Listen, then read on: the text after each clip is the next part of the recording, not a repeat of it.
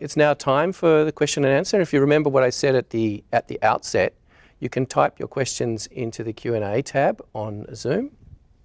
And also to encourage perhaps those of you who possibly haven't included questions to vote for ones that appear there, and that will give me an indication of the most popular questions that I can refer to our speakers. So I'll get underway now with the first question. This is a question I think to you, Anthony. Wants to thank you, Ila Virtual wants to thank you for your inspiring presentation, and just wanting to know that in obtaining organisational support for group therapy approaches in working with traumatised refugee children, is it critical to obtain the understanding and support of the corporate structure of the public health organisation, such as the board of management of a community health centre?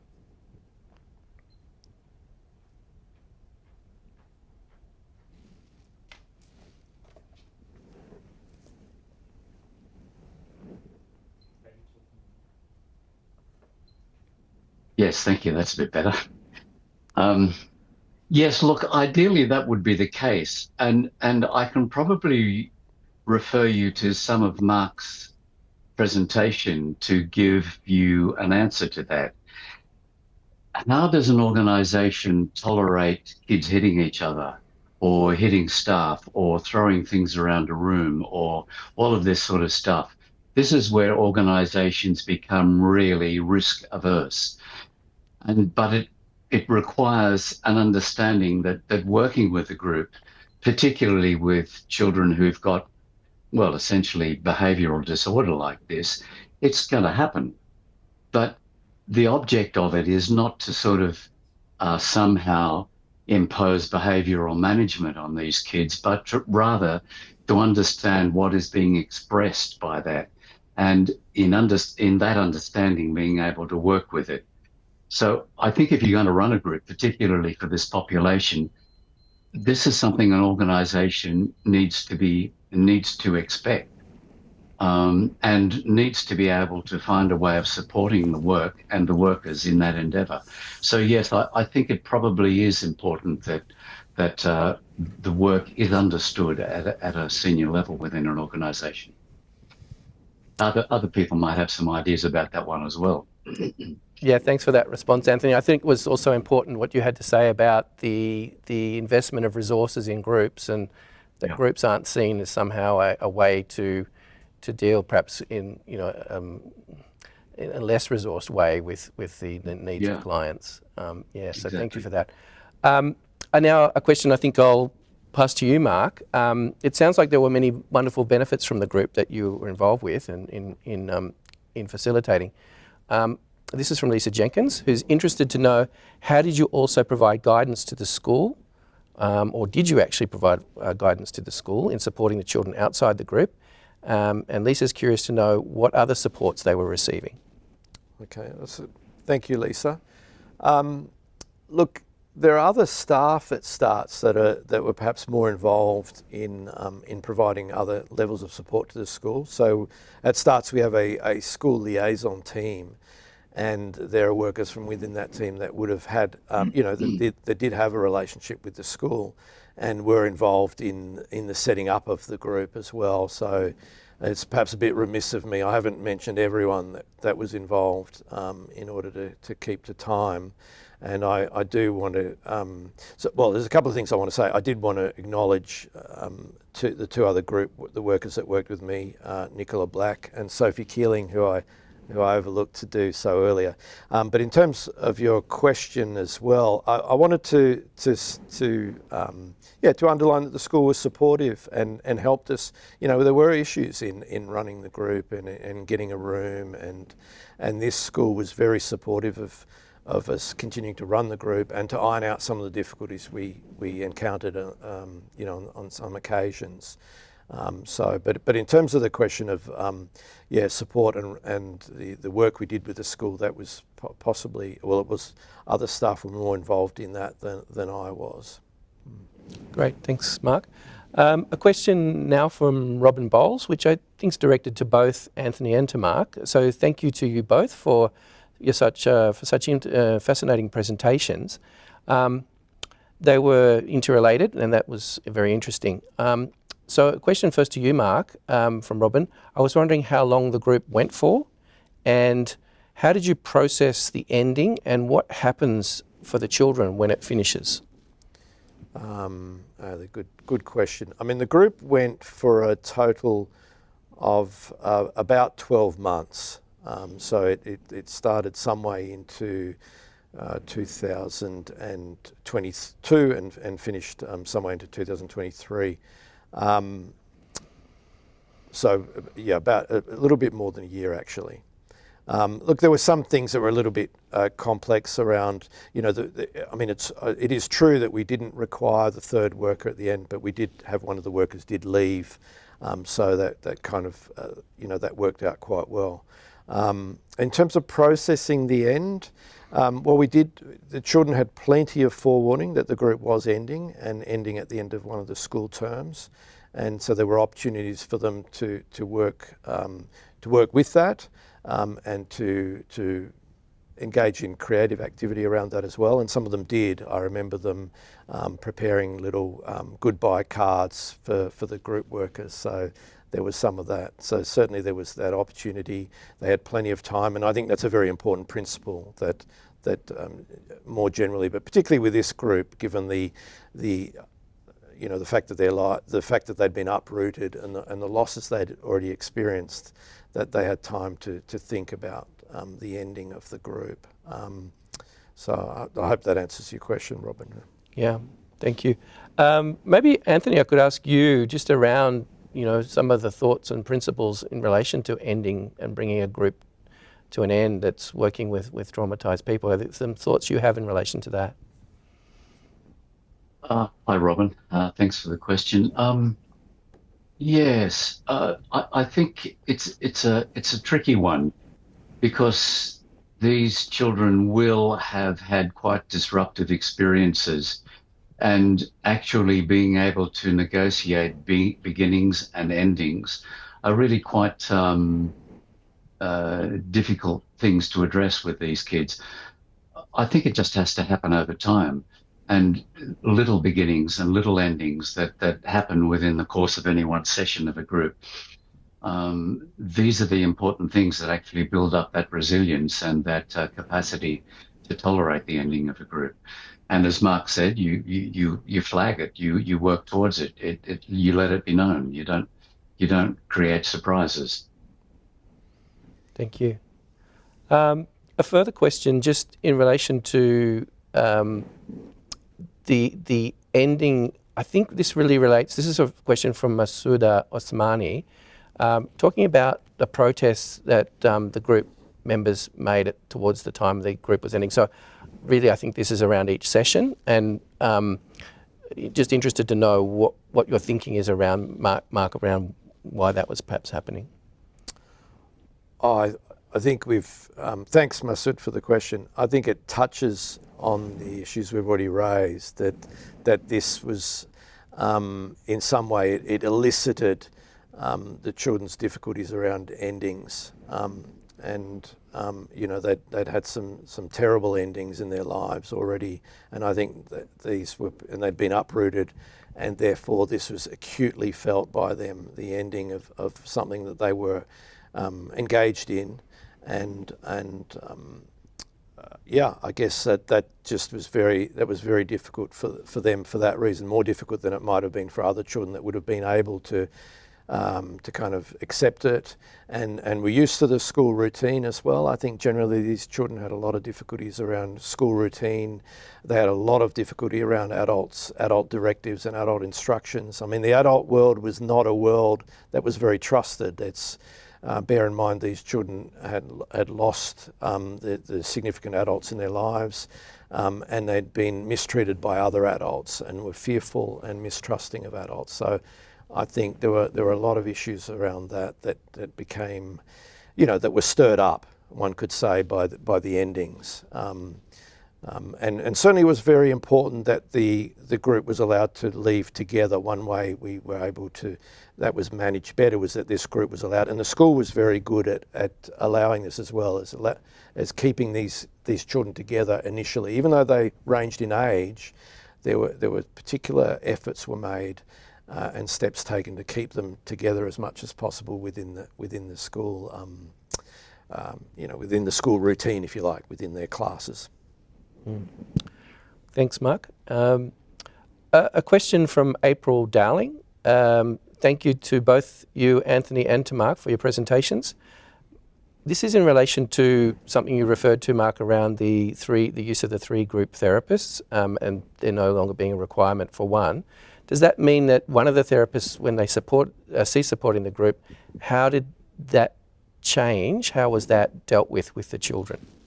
Yes, so maybe I can take a step back and explain why, and I touched on this, that having the 3 group workers, or the 3 therapists, was very useful at the outset because we had such a level of difficulty in managing the group. There was a lot of distress, there was a fair bit of chaos and, what some people might call acting out. And so it was very useful to split the group. In the early stages, we would split them into little subgroups. We were still in the same room together, but we were able to have 3 little groups, and that helped settle things down quite a lot. So that was very useful at that point. And it also meant that we had that opportunity for one of the workers to possibly, if a child left the room, stormed out, was very upset, that child could be attended to on an individual basis to help them settle down and perhaps re-engage with the group. So that was very important. I guess what happened over time is that became much less necessary as the group coalesced around being one larger group, and the children got along with each other and they no longer became so distressed, and therefore it was quite easy when one of the workers indicated that they were leaving, that could be accommodated within the group. And I think the children were able to accept that fairly well. But we did in that case process that change as well. The children were given forewarning and there was an opportunity to say goodbye to that worker. So I hope that addresses the questions. Yeah, thank you. A question from Tim Johnson-Newell, and this is one that I think we could direct to both Mark and Anthony. It's got quite a preamble to it, so I'll just read this through. In Sri Lanka, after the tsunami in 2004, the country was flooded by Western counsellors. In the end, the government had to ask many to leave. Sri Lanka had other ways to deal with trauma, community-based and group-based. In Australia, and using a group-based approach to trauma, do you think it best to offer groups that are community or ethnically based, where they become remembered in their own culture? Or, on the other hand, should there be mixed groups that are based on an Australian understanding of group work and might lead them perhaps to be better adjusted to Australia as they go forward in their lives and in their new home? Maybe, Mark, if you start. That's a difficult question, a complex question. Look, and I've been remiss as well in terms of failing to mention that we did have a bicultural worker, not at every session of the group, but she did join many of the group sessions, and that was very helpful. I certainly used her very much to understand what might be going on with the children. So we did try and consult with people who were more in tune with the specifics of the children's cultural background. I think the question is very complex because I imagine the context in Sri Lanka after tsunami is different to the context of children resettling in Australia. So I think that there are different considerations when one is thinking about a transition into a new society and a new, a different culture, and how we accommodate to as much as we can, we accommodate both people's, the culture from which they come and help them maintain that as much as we can, and how we also assist them in that transition to a more multicultural environment.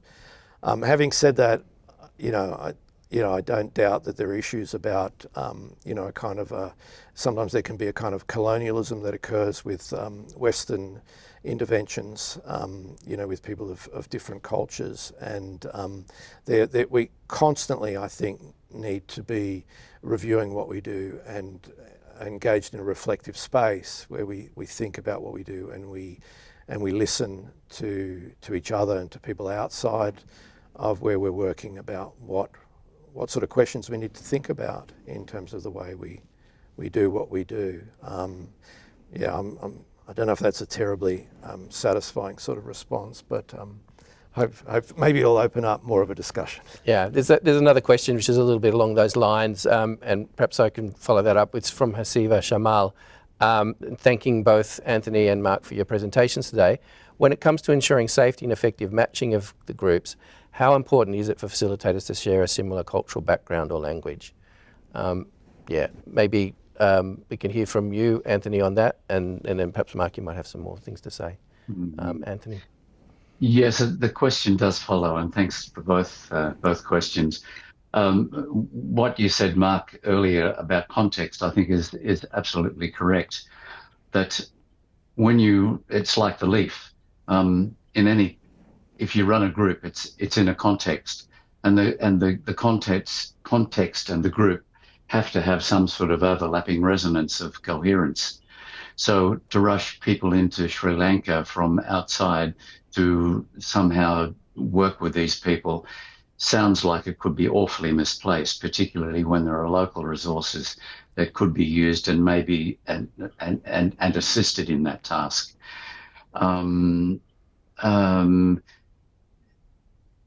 What you said also, Mark, about the groups where you're running, and I think this refers to the later question, you include somebody who has a cultural reference, because the children, for example, that Mark was talking about, are being worked with not in an Afghani context, but in an Australian one. And yet there's an overlap of culture here, and that somehow needs to be addressed and worked with. And having culturally sensitive and significant people in that process is probably important to make that transition from one cultural context to another without losing what's important to Afghani people.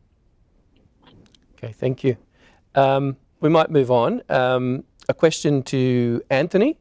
Thanks for your inspiring your inspiring presentation, and thanks for emphasising the role of identity, belonging and trust. This question comes from Rafael Manirakiza. How does group work build trust within a group of whose members are from a community that has lost trust towards one another due to what went on, such as through civil war that involves neighbours and authorities and church leaders who were supposed to protect them? A difficult question, Raphael.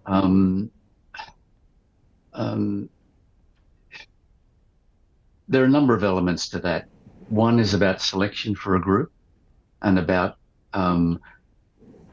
people who have suffered significant trauma like that and such intense loss of trust would need to exhibit some openness to be able to sort of enter a group and begin the process of unpacking that.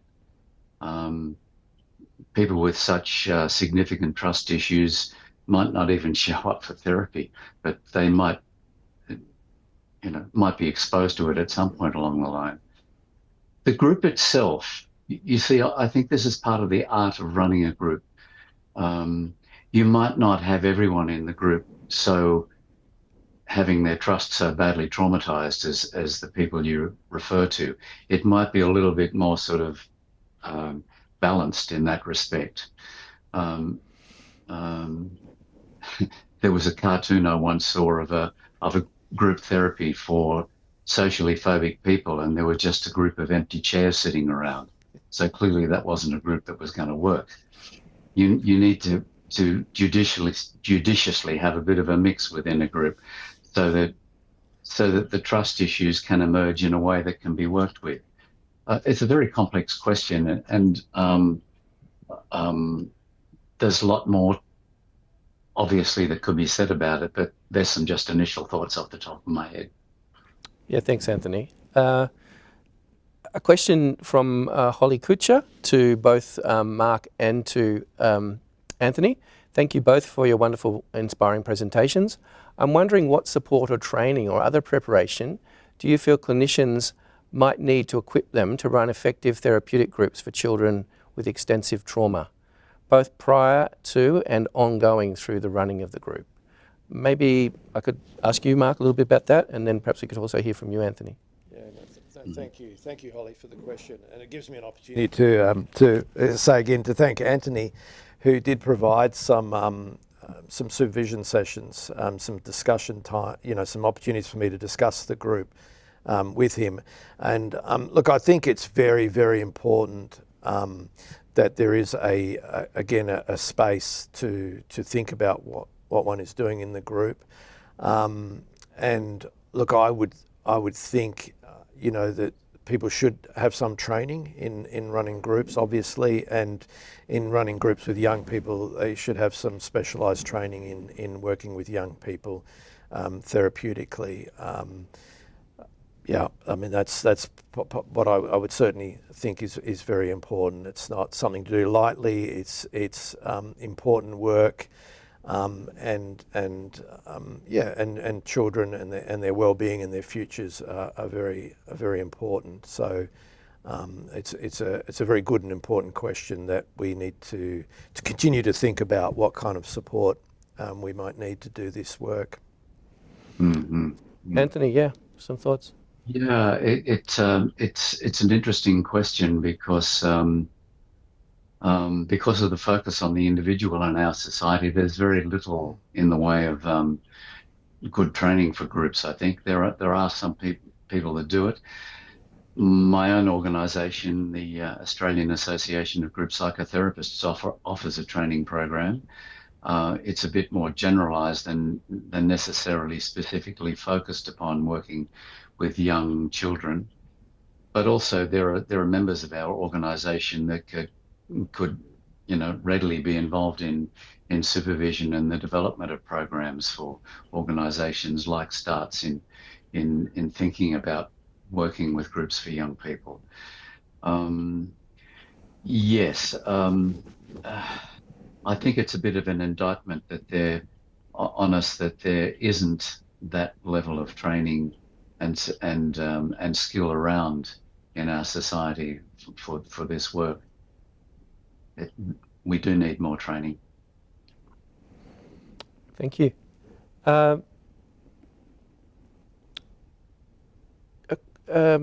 question to you, Mark, from Yasin Rahmani, who says that to thank Mahbooba Rawi for her extensive work in making sure that the group of children were safely evacuated and settled to Sydney, which you acknowledged as part of your presentation. So the question is, to what extent do the children who've been brought into their life here, one could consider a normal life, do they, sorry, I've just to clarify the question, what do you think and how do you address the specific issues in working with children who've come to a situation of a normal life in Australia? Sorry, I'm not entirely sure what exactly the question is. I would say it's hard for me to speak outside of the group in terms of the children, in terms of the children and their their broader concerns. Yeah, but I'm not entirely clear. It's releasing it from the point of view of people having lost their loved ones, and so that process of adaptation, I think, in the context of having lost loved ones, Yes. A group of orphans, I suppose, in that sense. Yeah. Yeah. So and one thing I might suggest, I mightn't use the word a normal life. I mean, it's a new life. It's a different life to the one they had before, and it certainly is. They certainly were. There was a general sense that these children were grateful for finding a place that was safe and more settled, but they continue to face enormous challenges. Look, I think that what we offered in the group was a very sort of, in terms of the what I called the potential space, in terms of the art making and in terms of being able to interact within the group, it was fairly open-ended and non-directive, and I would argue that that's a space for children to begin the process of or to continue a process that they may have already begun of making sense of what's happened in their lives and of the losses and of the distress and the trauma that they've experienced. So I would say that, but I'm not sure that addresses the question very No, well. I think it does. Tony? Could I add something? Yeah, I think it goes to a question about treatment outcome, doesn't it? We're so used to thinking in a very Western way of curing people. But what we're interested in thinking about when we're working with a group is actually being able to help people establish some sort of adaptive and, if you like, normal sort of functioning in relation to other people. We're not thinking about curing them of the horrors of their past traumatic experiences, but of helping them to actually accommodate and adapt and reintegrate within a social fabric. So that's a different thing from thinking of curing somebody from something. Thanks, Tony, for those thoughts. A question from Sorin Timus for you, Mark, in relation to the group. Was communication a problem? Not insofar as we had the bicultural worker present to assist us, and we found that the children were learning English quickly. Look, at the beginning, some of them didn't speak a lot of English. That's true. Some of them hadn't been in Australia very long when they joined the group, but it wasn't an overly verbal kind of group in the sense, it wasn't about a lot of talk. It was, and we found that we were able to communicate, and the emphasis being on creative expression as well meant that we didn't rely on words so much. So that would have, in a sense, that helped us. But we did have access to the bicultural worker who spoke the same language as the children. A question from Jess Alexander to you, Mark. Found this really interesting to hear about this group. Jess is wondering, how do you think the group might have been different without the inclusion of art making? How did the use of art contribute to the therapeutic side of the group? Yeah, that's a really good question. I actually did another whole presentation about the group that was much more focused on the art and art making on another occasion. But the art was very important. Today I wanted to, with the focus was very much on the group and group process, and Anthony's thoughts and ideas have been very enlightening to me in thinking much more about group process, and I'm very grateful for that. But certainly the art making is very important. As again, I'll come back to this concept of potential space, which is kind of following someone by the name of Winnicott, and this idea that you find a way for people to be able to work through something or to explore something that's difficult in a way that is by using something that makes it much safer. So the art is in a sense displaced from the person a little. It's at some distance from them. And so, for example, the little girl who did the split figure image that was on one of the slides, she's conveying something about her. It's difficult. One can't be reductive about exactly what that means for her, but it tends to be very suggestive of the experience of girls and women in Afghanistan. But in any case, she's utilising that creative expression to express something that she was never going to express in words, and that she never expressed in words, in the same way as the children who made the kind of knives and the little machine guns. That may be about something they saw, or something they witnessed, something they experienced at some level. But it may also just be something that expresses something about the anger or the aggression they feel, but in a way that is safe in that kind of play. We could talk about it as being in a kind of play space in that potential sort of or transitional area. So I think that's the way I would understand and emphasise how important art and art making can be. Tony, would you like to comment as well? Yeah, I would. I think there's a thing about finding the words, and the art making is important for two reasons, I think, because it itself is a medium of expression, but it can also be seen as a bit of a transition from that form of expression into one where words might become important. And the words also have to do with language, with being able to make meaning. And I'm assuming that, you know, with that within that group, that as Mark said, the art making wasn't so much itself the primary focus, but it was about the communication and about being able to find words and being able to therefore being able to integrate experiences that were traumatic and find ways of dealing with them. Mm-hmm. A question from Jeanette Ninnis, which is a little bit linked to what we've just been talking about. In relation to the group, Mark, were all the children engaged in art making right away, or did some children take some time to participate in this kind of creativity? My recollection from those early sessions is they all were pretty happy to use paint, and particularly we had a lot of paint early on and textures, and they all were willing to do something around that. We varied what we did. Some weeks it was very open-ended, and we didn't give any kind of direction. But some weeks we had it was theme-based. But my recollection is the children took to it, but they didn't all do so every week, and we did also use Lego. We had Lego that some children would play with that some weeks if they didn't feel like drawing or painting. That's the way it unfolded.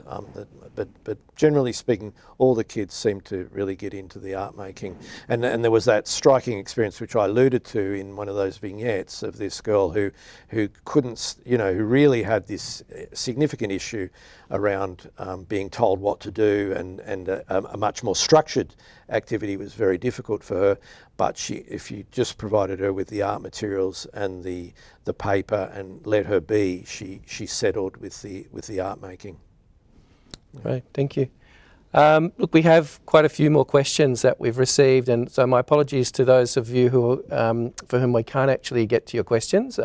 Several very interesting questions that would be great to put to both Tony and Mark, but I want to thank everybody who's put questions up in the Q&A, and to Tony and to Mark for your contributions in terms of the Q&A. So we'd also like to just acknowledge your presentations and the fact that the feedback we've received from the audience has been very positive about what you've both had to present today.